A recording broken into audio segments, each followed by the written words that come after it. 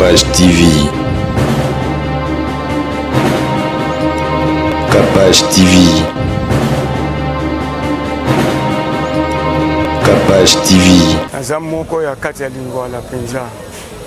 De jeunesse tanga tout eleki na commune. OK. Na kotala mikolo ye Lingwala ezaki lokwa mbule beti bo toza calme, toza l'aise. Mais si vous comme Lingwala so mbule beti, donc to komi donc moyo bimezate moyo odle katana ntele zate. Tala misala ndenge baby. Tala nde to tambo ya to ngumi ba pantalon. Il faut tambo na baba. Biloko moko ya mabe ya salito ko tambo eloko bien te. OK. Mais ba yebisi biso po hôpital monene ezali koto hôpital Kalembelembe oya pédiatrie siko ezalaka ndenge nini koto ba ambulance ekotaka ndenge mituka ekotaka ndenge so bato balingi baya na ba malade balegelaka venini. Bon hôpital on encore bakaka hôpital monene ezali mais mutuka ekoleka te impraticable. OK. Mais pour mutuka eleka eza difficile. Ko banda banda na Bileri. Tio comme place hôpital ali solo on place hôpital tio matati na commune Lingwala okoleka te. OK. Donc, attends, 4 fois 4. Le gars est impraticable, poto. Donc, c'est baby, Kabila tiki, nzele beba, Ngobilaye atiki, nzele baby, gouverneur au paye, tu éviter ce que zomon ou bien zomon até. Tu éviter. Donc, il y a mon katambo na makola, tambola na tour ya Kinshasa, sinon bika Kalembelembe, et à Goutumabe. Attends, ok, même ba Kabinda, attends, ok, ba Itaga. Baba lance surtout ya munene ya Lingwala. Okoko ta Lingwala te.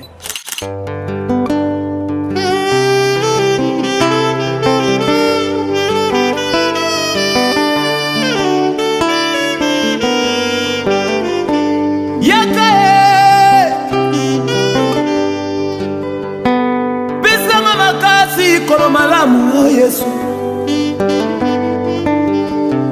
Belela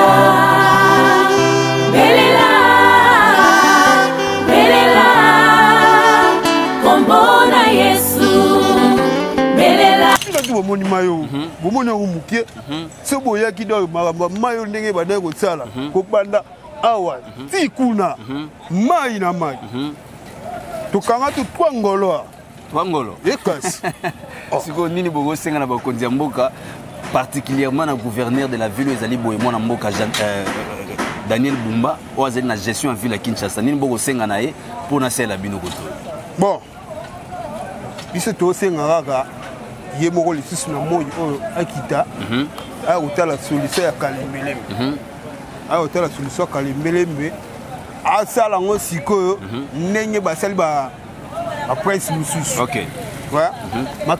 basala lisusu nini te goudron te po goudron ebuka batia beton kaka ye moko kaka bati beton tie kaka makambo esili bon eza devoir na bango ya kobongisa mboka eza devoir na bango parce que bango nde baso bamiroir oyo biso tozolandela mais ntango mboka ezosala boye tozomona réaction moko te ezote mpa na bango eza vraiment soni makasi mpona mboka na biso na image oyo ezopesa à l'extérieur na bato bazoya comme étranger ntango bazoleka boye bamona boye ezopesa déjà image moko ya soni mpona mboka donc wana mpona bango donc bango mpo basala de manière ke mboka ezalaka représenter na image ya bien libanda ce n'est pas autorité babongisela biso nzela parce que hôpital ya monene eza awa pédiatrie eza au grand hôpital eza awa mais nzela eza okufa baambulance ezokangama na bapotopoto ambulance okoya na mutu na kati mutu azobela nzela eza bien te mutu akokufa na kati so solution eza te na nzela solution na biso eza nzela ebonga donc nzela eza mabe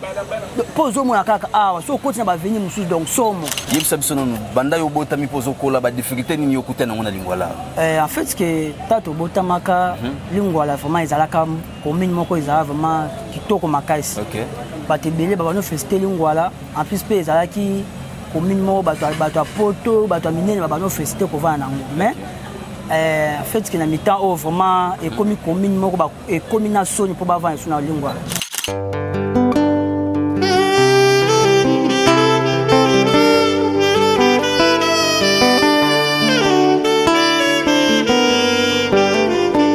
Yakae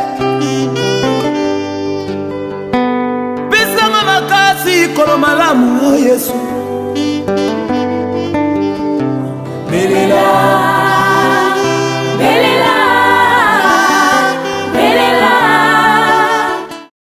Journée de couronnement, pasteur. Journée de couronnement, ils ont les 17.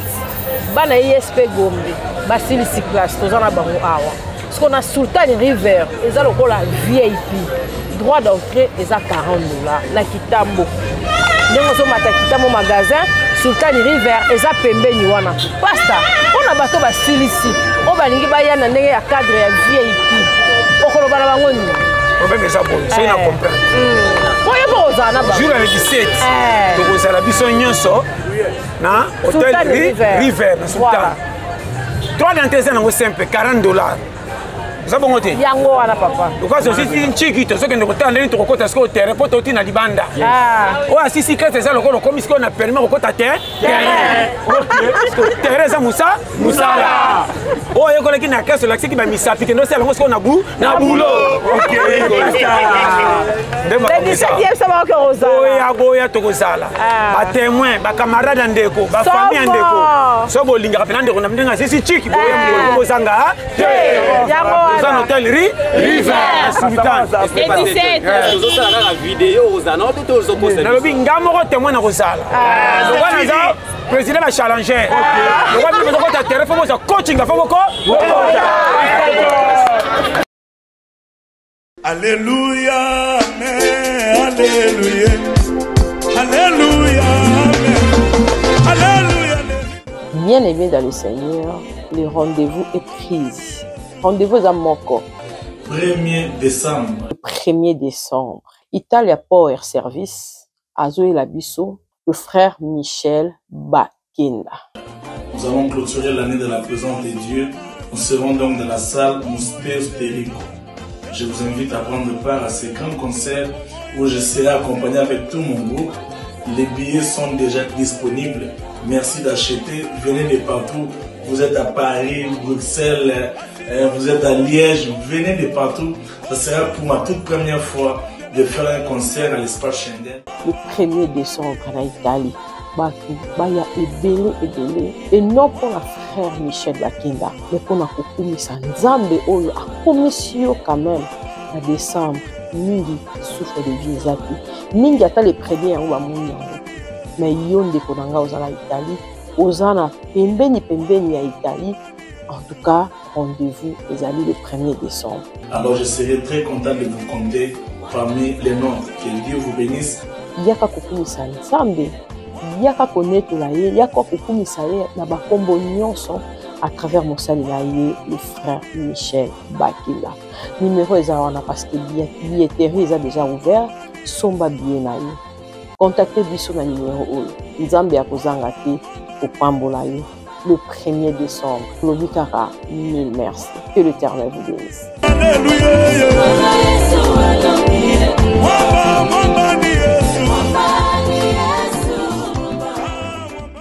Baimboka bino nyonso bozwa mili bakwa kolanda biso na Capacité Télévision boye baete ya bino muyaka de la presse Junior Butandu l'esclave du boulot na ye toujours na kosela bino mosala lelo toza awa na commune ya Lingwala particulièrement na veni Kalembelembe boko mona degré ya délabrement très avancé ya veni oyo boko mona na kati ya veni tozali notamment na marché oyo ya Kalembelembe et puis hôpital Kalembelembe ezali awa à 0 mètre na biso hôpital pédiatrique ya Kalembelembe ezali boso na biso avenir ezali très délabré d'une manière que ezo permettre tami touker les kate ba imboka ba biso même ye moko mwana mboka le gouverneur Daniel Bumba ba conseil na population aya bazaki de passage à leka na kati avenir Azinda parce que avenir ezali praticable té boko mona ba caniveau ezali bouché et puis ba immondice partout ndenge une population ekobika na kimia toko senga na bana mboka nyonso de bonne voix et puis bokomisa message na bakonzi ya mboka biso pe lokola ba pandisango toko loba po ete bakonzi ya mboka baya vite commune ya Lingwala ezali une petite commune bandika na mot des arts et souki na palais du peuple qui est trop petite oyo ko permettre ata na bakonzi bako sala ngo ata na 3 semaines à pamba ba réhabiliter banzela nyonso soki ba sali banzela oyo ko permettre même embouteillage et à la décanter na ville province de Kinshasa to ko senga bonne voie ya bakonzi ya mboka ba ya vite en aide pour na ko secourir population ya Lingwala ndenge ka bomoni nga na tenir sport lelo parce que esika ko tia likolo na Kinshasa ezate et sengé na biso faut ko sauter parce que Kinshasa ezali impraticable exemple banzela nyonso ezali ya kobukana bamai partout soki mvula ebeti bokoleka te esengeli soki mvula ebeti il faut kozela 1 heure ou 2 heures bamai nyonso eleka après nsima nango kotambola mais mai yango mpe koleka wapi parce que bakaniveau ezali te bakaniveau nyonso ezali bouché babouteille en plastique baimmondice eza un peu plus partout na ville ya Kinshasa. Ça ne permet pas aux Kinois de pouvoir avoir la circulation normale. Toko continuer kosala bino musala lelo tozana commune ya Lingwala toko tambola to la kisabino les quelques avenirs à Lingwala o ezali impraticable toujours na musala Junior Butandu le muyaka de la presse naza toujours na kati ya kosala bino musala tolanda to continuer kotala ndenge ni makambo yango eko salama. Merci.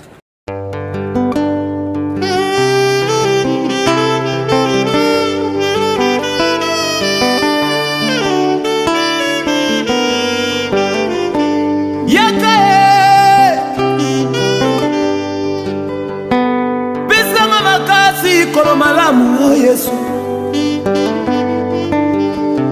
Belela Belela Belela Kombona ye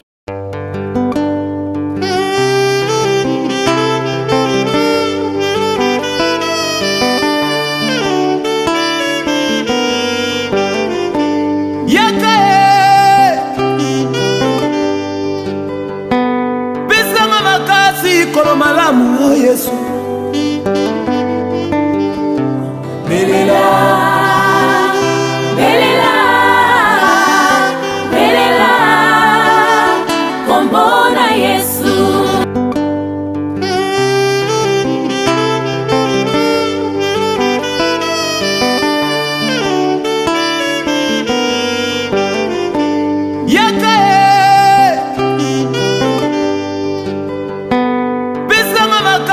Kolo malamu oh Yesu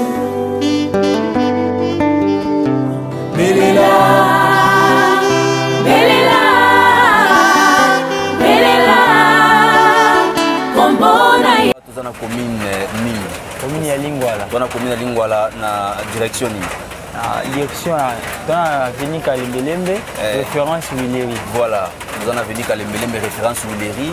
Tout moni nzela o ezaya ko beba yo za parmi moko ya ba commerçant pa tekala na nzela o. O reception nzela o bebi ça fait déjà combien de temps? Nzela e bebi moi tamula ye, e romeli déjà e bebi. Otala ka mingi caméra et romeli déjà e bebi. Ba tu pe bayaka nde boye lelo. Mais solution penza na nos amitiés. Au contraire, ils ont s'empirer les sous. Ok. C'est quoi demande na yo lelo tango okuta na ba konzi ya mboka entre autres gouverneur la ville Daniel Bumba ou Kamba ville ya Kinshasa. Malobani on ko adresser auprès ya gouverneur et puis il y a bourgmestre na bino za ko s'occuper pe na entité ya Lingwala o pour na ko réflexionner nzela o. En fait pour na bango d'abord ils ont des voix na bango ya ko bongisa mboka. Ils ont des voix na bango parce que bango ne ba so ba miroir au biso to zolandela. OK. Mais tant mboka zo sala boye to zo mona réaction mon côté route pas na bango.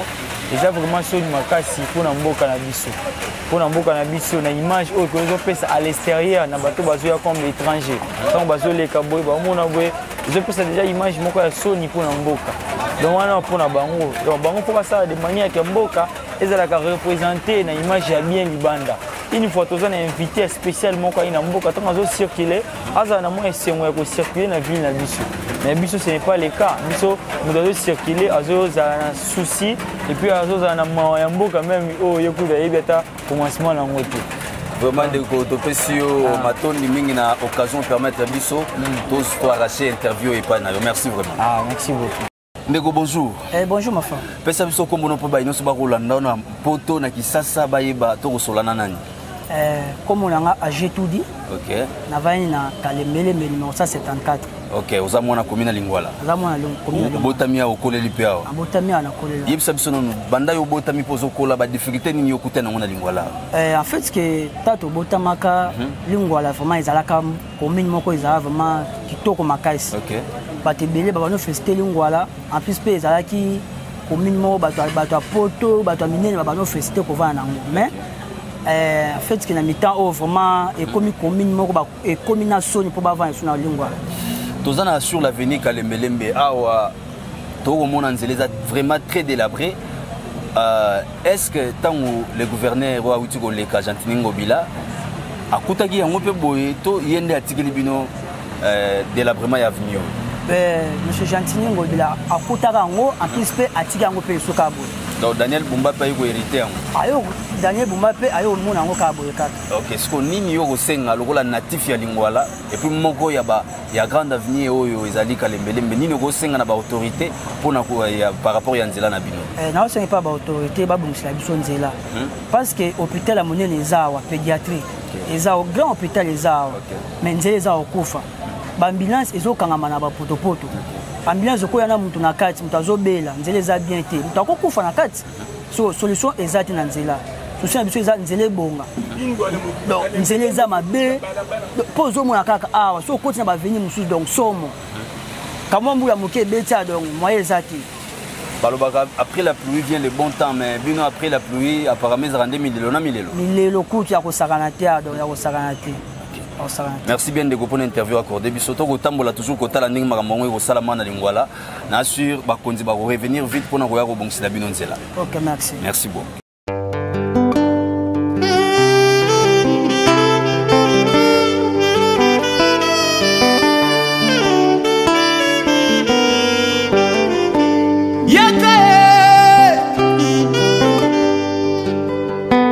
Bisanga makasi kolo malamu Yesu. Belela, belela, belela, kombona ye.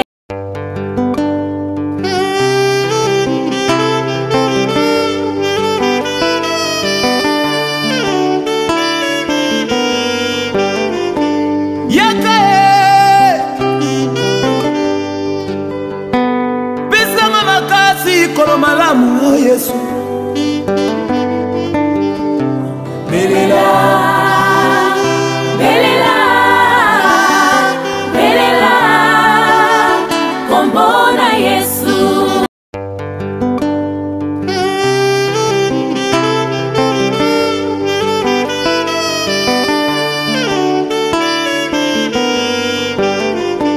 Yakae, bisanga makasi kolo malamu Yesu. Belela, belela, belela, kombona ye.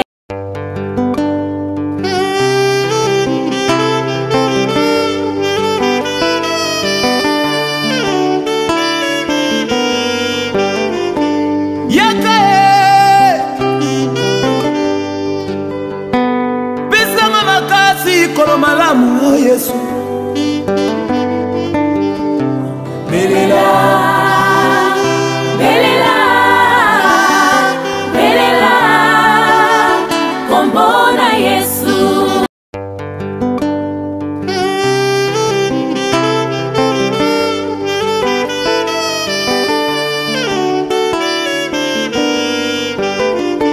Yakae, bisanga makasi kolo malamu Yesu. Belela.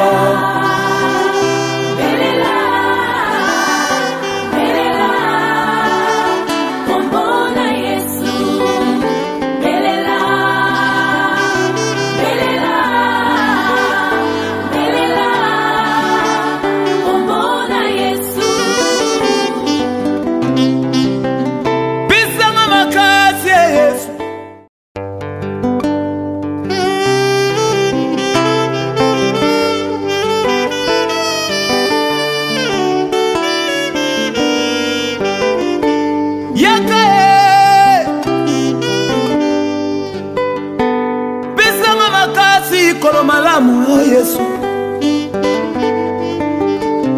Belela.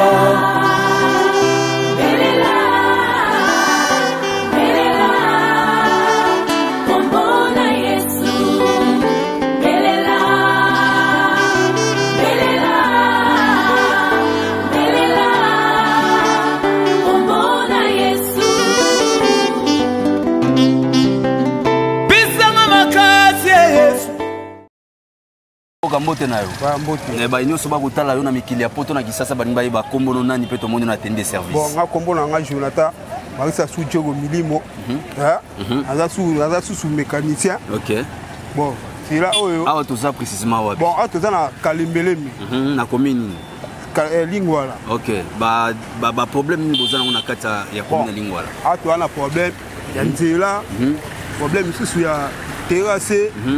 Donc problème nous c'est tout gars. Tel niveau ya maille l'église. Tel niveau ya maille.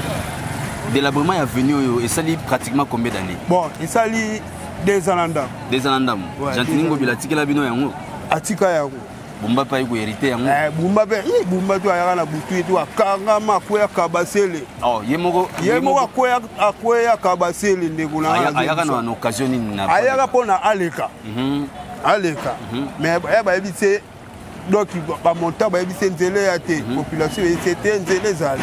Ba kosi mokoni. Ba kosi yo ba ebise nzela izali. Oya so ya pina tu bomoni mayo. Bomoni umukie. So boya kido mayo ndenge ba ndeko sala. Ko banda awa ti kuna. Mai na mai. Tukanga tu twangolo. Twangolo. Ekas. Siko nini bogo senga na ba konzi ya mboka particulièrement le gouverneur de la ville ezali boyemo na mboka Daniel Bumba o azali na gestion en ville à Kinshasa nini bogo senga na ye pour na sela bino koto. Bon.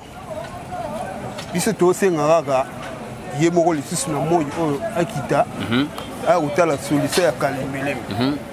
A utala solution ya Kalimbeleme a sala ngo sikoyo ndenge basali ba presse mususu. OK. Voilà. Makade ba sali susu nini de goudron de. Ko goudron e buka. Bacha beton gamba. Bacha kaka ye moko kaka bachi beton tie kaka makamwesi. OK. Merci na mona mboka to sepeli na interview à Pesibiso na surtout kozonga prochainement to ya kotala nzela ngo basali to basalite. Bon papa, oh biso déjà toloba. Tu es barapeti. Donc continuez toujours na kolikia nzela ko salama. Merci bon, mona mboka. Salama, merci. Merci na yo. Voilà.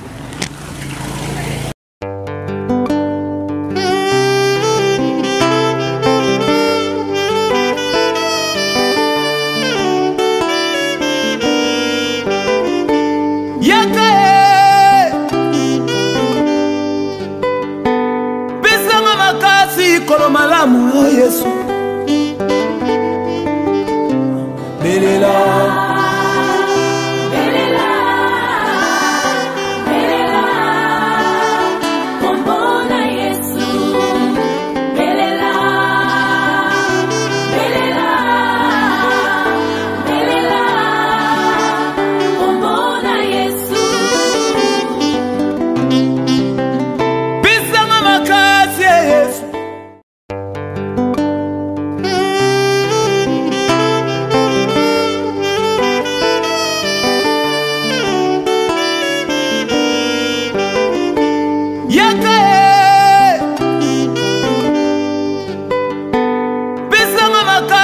Kolo malamu oh Yesu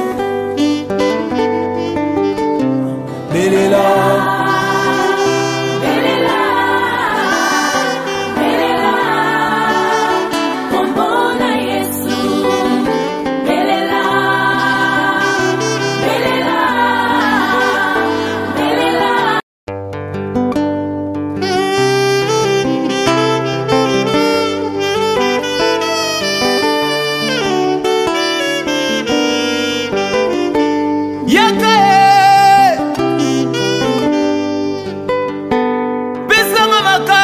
Kolo malamu oh Yesu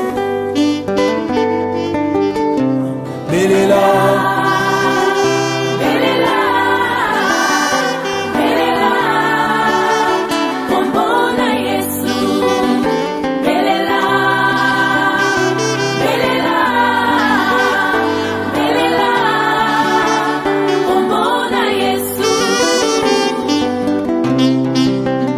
Pisanga makasi Vous que nous suivez dans votre chaîne YouTube Capache Télévision, nous sommes ici toujours à Lingwala comme je vous l'ai dit tantôt. Venu au Tozasko na avenue Nyangwe na kati Lingwala. Lingwala ebandi na ngana mot des arts et Suki na palais du peuple. Il y a une commune moko vraiment moukié, mais toutes ces grandes avenues elles ont vraiment délabré na niveau moko impraticable. nous demandons aux autorités compétentes de la ville-province de Kinshasa, la personne précisément du gouverneur Daniel Bumba, c'est lui le gérant de cette grande ville Kinshasa. Tovo Sengaye, vraiment, aya en aide, Yabana Lingwala, Tala Barter, Nyon, vraiment délabré.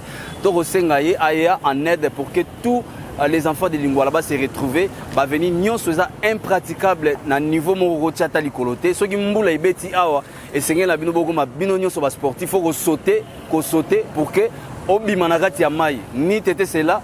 Les lobes peut-être dans la des villes, mais tous en atteint des sports parce que le sport est tellement tout sauté le gola mi combo soa parce que lingwala est vraiment ya kubeba to sengi na autorité compétente ba ya en aide na commune oyo ya lingwala eza l'une des communes miroir pe à République démocratique du Congo certainement ya capitale Kinshasa ya ngoto lobeli ba konzi ba ya en aide to sengi boy même ministre national ya ITPR à mon anzela oyo mama Jili te soumis noyonde mokonzi ya gouvernement et sengé na bino pour venir en aide parce que des routes secondaires ça va permettre certainement à la population de pouvoir baye bandeni ya mettre pied à kokoma na centre ville afin que l'embouteillage est à la décanter na ville province à Kinshasa surtout que nous sommes pendant les périodes de festivités c'est ça que nous déplorons nous demandons certainement aux autorités compétentes ya ville province à Kinshasa pourquoi pas na gouvernement national baye en aide pour na bana ya lingwala. Toko sepela makasi so bosali biso nzela oyo parce que ils na kati ya République démocratique du Congo ndeko pesa so motu ya na commune miroir oyo ya Lingwala commune miroir na kati ya ville province de Kinshasa tozali kosala bino mosala na ndenge toujours bolingaka toko continuer na ba venir mosusu pe na ba commune mosusu na mikolo ezali koya bo s'abonner massivement na kati ya chaîne na bino Kapage télévision to pesi pe mbote na koko mbiaka et si Gazouami na Mikilia Poto na Malili et au sala toujours bien. Merci na Jomo Teba Paradis Moluko azali derrière la caméra. Ba image boko mona ya kitoko boé ezali toujours mosala ya Paradis Moluka na montage ya Jomo Teba Jo Mystique. Toko sala bino mosala toujours na chaîne Kapage télévision et longo na yemoko mbiaka yemoko double brassard. Tokutani prochainement dans un autre numéro. Merci, bye bye. Kapage TV. Kapage TV. Kapage TV.